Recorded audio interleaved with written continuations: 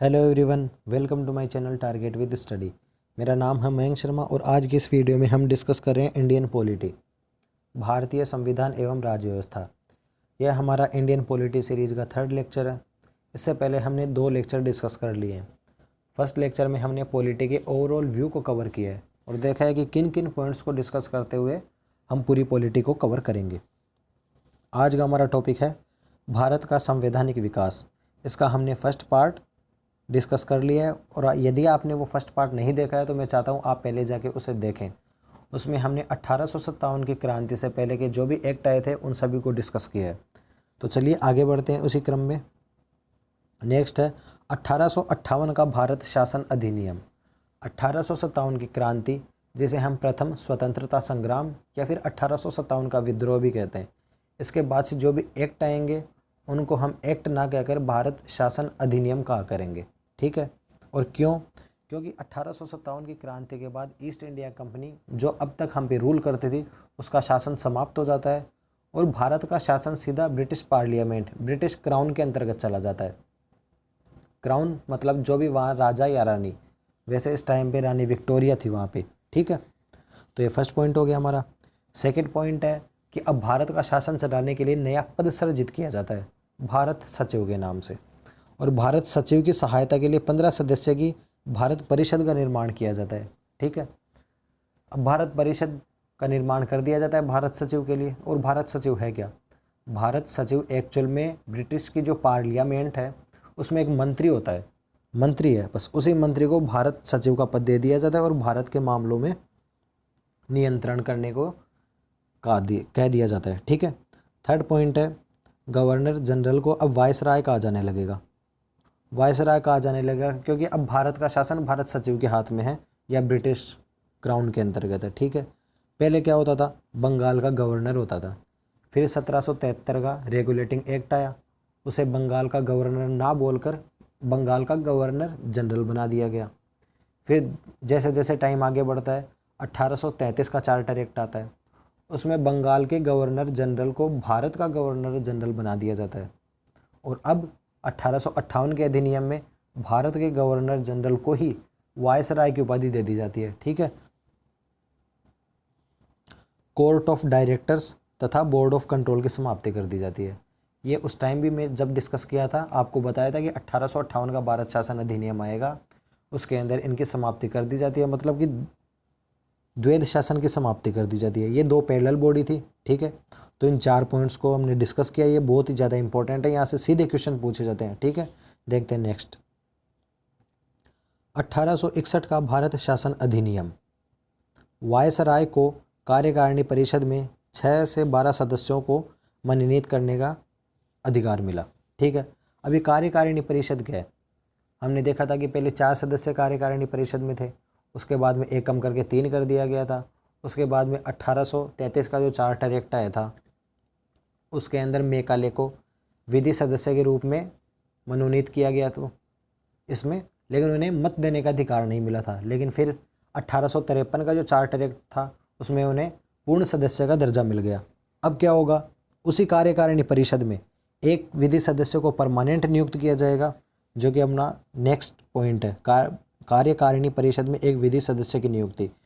इन विधि सदस्य की नियुक्ति करने के बाद कितने सदस्य हो जाएंगे? 5 सदस्य। 5 सदस्य तो ये कन्फर्म हो गए। और उसके बाद में जो वायसराय है इनको 6 से 12 सदस्यों को मनोनीत करने का अधिकार भी मिल जाता है इसी एक्ट के तहत। अब क्वेश्चन पूछा जाएगा कि वायसराय की कार्यकारिणी परिषद में सदस्यों को मनोनीत करने का अधिकार किस अधिनियम में मिला? ठीक है, ऐसे क्वेश्चन आते हैं। फिर देखते हैं हम नेक्स्ट पॉइंट क्या है। वायसराय को अध्यादेश जारी करने का अधिकार मिल जाता है। अब यहीं से भारतीय संविधान की नींव है। इस टॉपिक का नाम क्या है? संवैधानिक विकास। क्यों है? अध्यादेश। ये अध्यादेश आज भी हमारे कॉन्स्टिट्यूशन में है। तो धीरे धीरे यहीं से तो विकास हुआ है संविधान का, यहीं से धीरे धीरे चीज़ें आगे बढ़ेंगी। आगे आप देखेंगे क्या होता है। ठीक है। फिर देखो नेक्स्ट पॉइंट, प्रांतों में विधान परिषदों का निर्माण किया गया।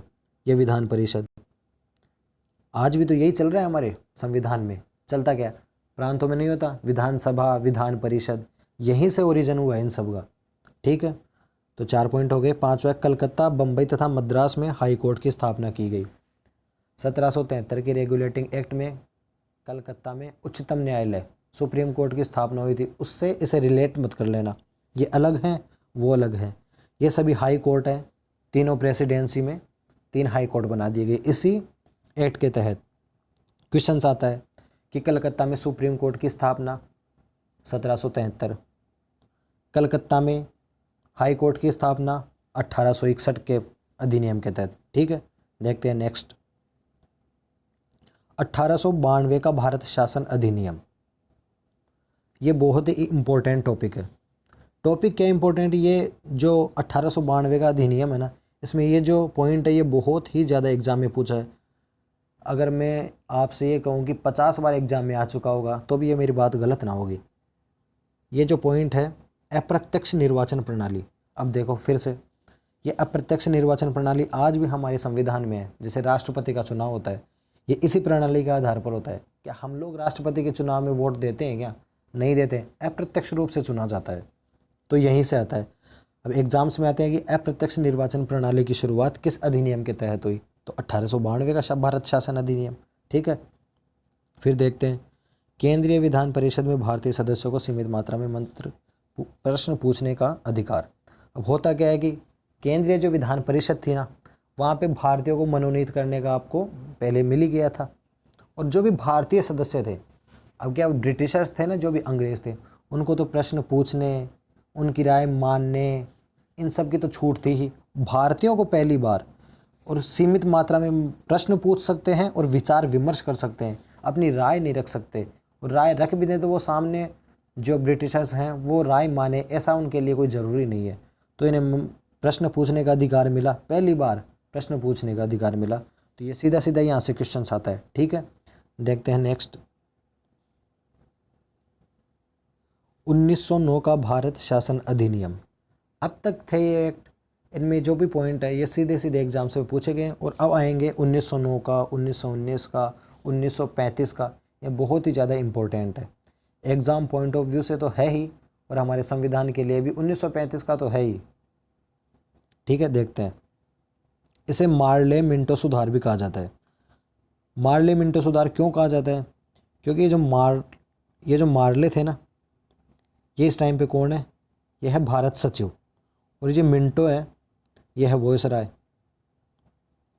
ठीक है ना, और ये है भारत सचिव, ये भारत सचिव के पद पे हैं और ये वायसराय के पद पे हैं।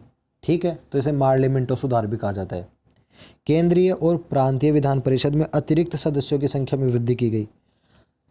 केंद्रीय जो विधान परिषद और प्रांतीय विधान परिषद, इनके अधिकारों में भी वृद्धि की गई, इनका विस्तार किया गया, इनमें सदस्यों की संख्या में वृद्धि की गई, तो इसी एक्ट के तहत। ठीक है, फिर देखते हैं अब क्या होता है कि पिछले एक्ट में क्या था कि भारतीयों को सिर्फ बजट के मुद्दे पे प्रश्न पूछने या विचार विमर्श करने की छूट मिली थी।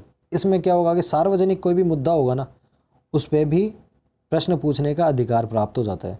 पिछले एक्ट में वो हुआ, इस एक्ट में सार्वजनिक मुद्दों पर भी। और सबसे ज़्यादा इम्पोर्टेंट, मोस्ट, चाहे तो इसमें स्टार मार्क कर लेते हैं, ये एग्ज़ाम्स में बहुत ज़्यादा बार रिपीट होने वाला क्वेश्चन है कि मुसलमानों के लिए पृथक निर्वाचन प्रणाली को कब स्वीकार किया गया? तो इसी एक्ट के तहत, मार्ले मिंटो सुधार एक्ट के तहत, 1909 के भारत शासन अधिनियम के तहत ही सांप्रदायिक निर्वाचन प्रणाली की शुरुआत की गई, और सबसे पहले मुसलमानों को इसमें शामिल किया गया। धीरे धीरे बाद में सिखों को भी किया जाता है, वो देखेंगे अभी आगे। ठीक है, देखते हैं नेक्स्ट देखते हैं कौन सा अधिनियम आता है। और हाँ, यदि आपको इस लेक्चर की PDF चाहिए तो ज्वाइन कीजिए हमारा Telegram channel target with study. और अभी तक हमारे चैनल को सब्सक्राइब नहीं किया है तो आप सब्सक्राइब करें ज़रूर, 1 मिनट लगता है यार। ठीक है, नेक्स्ट 1909 का भारत शासन अधिनियम, और इसका दूसरा नाम मॉन्टेग्यू चेम्सफोर्ड सुधार भी है। अब मॉन्टेग्यू चेम्सफोर्ड क्या है? पिछले वाले की जैसे ही मॉन्टेग्यू कौन हुए? भारत सचिव। चेम्सफोर्ड कौन हुए? वायसराय। ठीक है, ये हो गए हमारे भारत सचिव। ठीक है, देखते हैं अब ये जो क्वेश्चन है ना, ये जो पॉइंट है ये बहुत ज़्यादा इम्पोर्टेंट है। प्रांतों में आंशिक उत्तरदायी शासन था द्वैध शासन। अब द्वैध शासन क्या होता है, मैंने आपको पहले ही बताया था, वही पैरेलल बॉडी। अब क्या होता है कि प्रांतों में दो बना दी गई, आरक्षित विषय और हस्तांतरित विषय। आरक्षित विषयों में क्या होता था कि ओनली ऑन जो अंग्रेज है ना, ब्रिटिश जो संसद के द्वारा नियुक्त किए अधिकारी हैं, उन्हीं को बनाने का मिला है। इन पे जो भी कानून बनेंगे उन्हीं के द्वारा बनेंगे आरक्षित विषय पर। हस्तांतरित विषय पर क्या होंगे कि जो भारतीय सदस्य जो चुने गए हैं उनको वहाँ पे इन विषयों पर, देखा ना आपने लास्ट में अप्रत्यक्ष निर्वाचन प्रणाली की शुरुआत हो ही चुकी थी हमारी 1892 के तहत। तो कुछ लोग, और वॉइसराय मनोनीत भी कर सकता था, कुछ लोग भारतीय भी पहुँचे वहाँ पे प्रांतों की परिषदों में, इनमें तो उनको क्या कुछ छूट दी गई कि आप, हाँ, लेकिन जो प्रमुख मुद्दे होते थे जैसे राजस्व, जो भी पैसों से लेन देन होता था, वो सब अभी भी अंग्रेजों के पास ही था। भारतीयों को कौन से मुद्दे मिले, शिक्षा, स्वास्थ्य, इन मुद्दों पे। फिर भी इसमें भी एक भेदभाव की राजनीति थी। क्या, आरक्षित विषयों पर जो भी कंपनी के जो भी अधिकारी होते थे उनको, वो किसी के प्रति जिम्मेदारी नहीं थी उनकी। लेकिन हस्तांतरित विषयों पर क्या होता था, संसद के प्रति उत्तरदायी होते थे। जो विधानमंडल था उनके प्रति ये उत्तरदायी होते थे। हस्तांतरित विषय जो भी भारतीयों के द्वारा बनाए जाते थे। आरक्षित विषय किसी के प्रति उत्तरदायी नहीं होते थे। ठीक है, तो क्वेश्चन क्या आएगा कि प्रांतों में द्वैध शासन की शुरुआत कब से हुई। तो ये बहुत ज़्यादा इंपॉर्टेंट है, ये पॉइंट स्टार कर लेते हैं इसे। प्रांतों में बहुत बार एग्जाम में रिपीट हुआ ये क्वेश्चन। तो प्रांतों में द्वैध शासन की शुरुआत कब हुई, 1919 के भारत शासन 1919 के अधिनियम के तहत, या फिर मॉन्टेग्यू चेम्सफोर्ड सुधार के तहत। ठीक है, केंद्र में द्विसदनीय व्यवस्था। आज हम देखते हैं, देखा ना, संवैधानिक विकास, मतलब यहीं से संविधान का विकास हुआ है।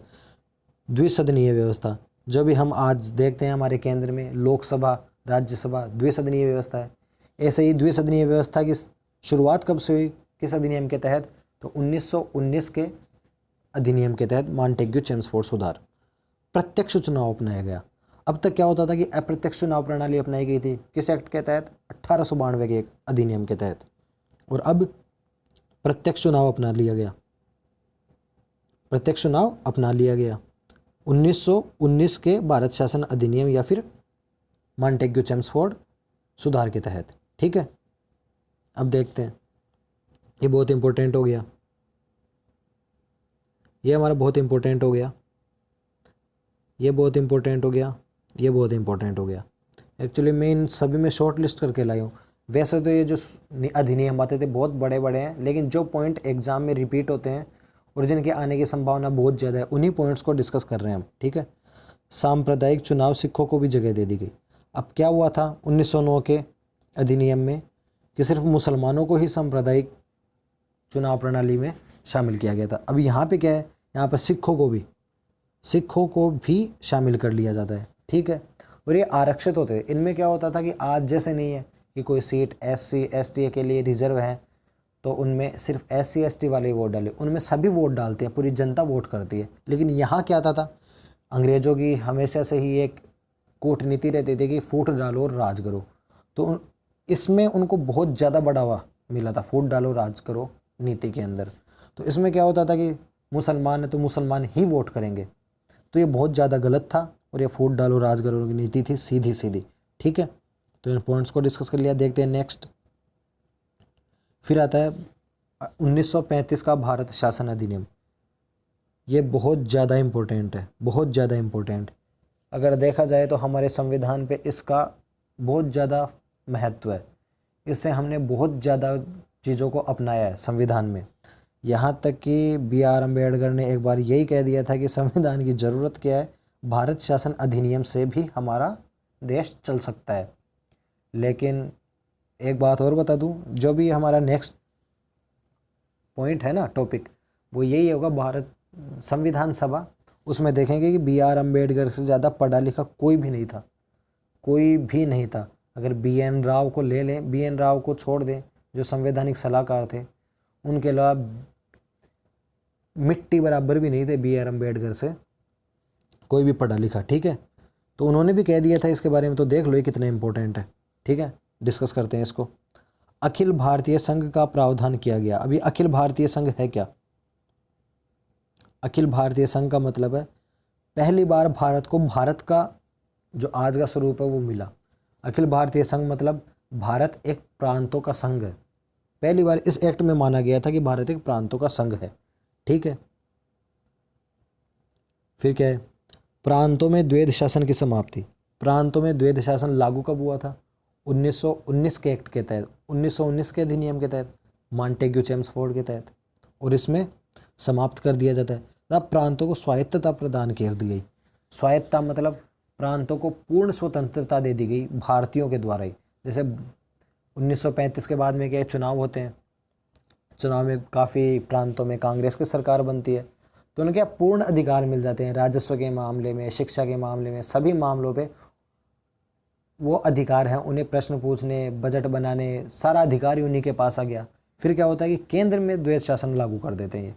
जैसे क्या हुआ 1919 में थोड़ी छूट दी राज्यों में, केंद्र का पूरा नेतृत्व इन्हीं के हाथों में रह गया। फिर क्या होता है कि 1935 के अंदर राज्य में पूरी छूट देते हैं और केंद्र में थोड़ी सी ढील दे देते हैं। मतलब केंद्र में द्वैध शासन लागू 1935 के तहत, राज्यों में द्वैध शासन लागू 1919 के तहत। अब 1935 में द्वैध शासन को समाप्त कर देते हैं, ठीक है। ये तीसरा पॉइंट हो ही गया अपना कि केंद्र में द्वैध शासन लागू कर देते हैं, ठीक है। फिर ये जो आज का जो टॉपिक है ना, ये जो आजकल चल रहा है हमारे संविधान में अपनाया गया है, ये जो 3 सूची, संघ सूची, राज्य सूची, समवर्ती सूची। संघ सूची क्या होती है कि इसमें सिर्फ केंद्र ही कानून बना, इनमें जो भी टॉपिक होंगे उन पे केंद्र सरकार कानून बनाती है। इनमें जो भी टॉपिक होंगे उनमें राज्य सरकार, और इनमें जो भी टॉपिक होते हैं उनमें मिलजुल के आपसे सहमति से कानून बनते हैं, ठीक है। ये हमारे संविधान में कहाँ से अपनाई गई? 1935 के भारत शासन अधिनियम के द्वारा ही, ठीक है। फिर आता है बर्मा को भारत से अलग कर दिया गया।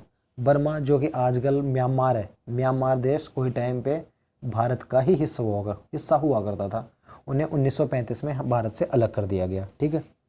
फिर नेक्स्ट है भारत परिषद की समाप्ति।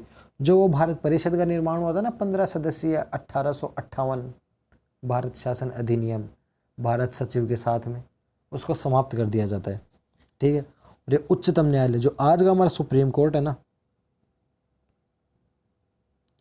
उसकी स्थापना, और RBI इसकी स्थापना इसी 1935 के एक्ट के तहत की जाती है, भारत शासन अधिनियम 1935 के तहत।